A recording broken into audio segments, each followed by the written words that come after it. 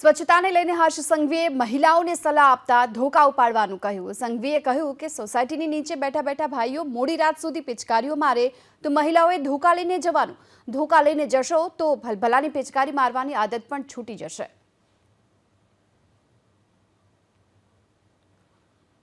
તો સોસાયટીની નીચે બેઠા બેઠા મોડી રાત સુધી જો માવો ખાઈ ખાઈને પિચકારી મારે ને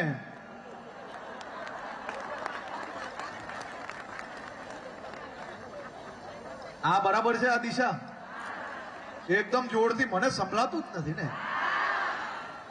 સોસાયટી નીચે આ ભાઈઓ બેઠા બેઠા મોડી રાત સુધી દો પિચકારીના કંઈક ને કંઈક થૂક હોય તો એને શું કરવાનું? બધાએ ભેગા થઈને એક ધોકો લઈને નીકળશો તો આમાંના એક બી વ્યક્તિ સોસાયટીની નીચે માવો થૂકવાની હિંમત કરશે?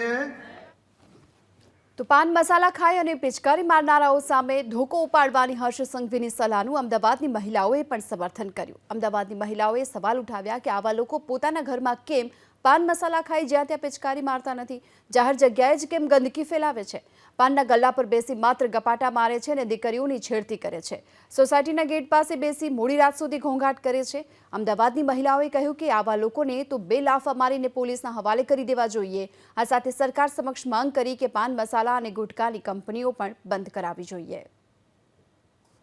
અમે આજે અહીંયા નીચે ઘરમાં રહીએ છીએ તો જ્યાં ત્યાં થૂકીને જવું, પાન મસાલાવાળું થૂકીને જવું એ અમારે વાળવું પડે તો એ લોકોને પોતાને એવી શરમ આવી જોઈએ કે આજે રસ્તાઓ આટલા અમે ચોખ્ખું રાખીએ છીએ તો કેમ એ લોકો સામે એવું સાચવી નથી શકતા। રાતે તમે જો ને તો પાનના ગલ્લાથી પાન ખાઈને અમારે અહીંયા ગાડી ઊભી રાખીને ઘરની સામે જ તે થૂકતા હોય છે અને રાતના 12 વાગ્યા સુધી ઓ કરીને અવાજો કરતા હોય છે અને અમે કાંઈ કહીએ છીએ તો કે આમ રોડ તમારો છે એમ કહે છે કરીને।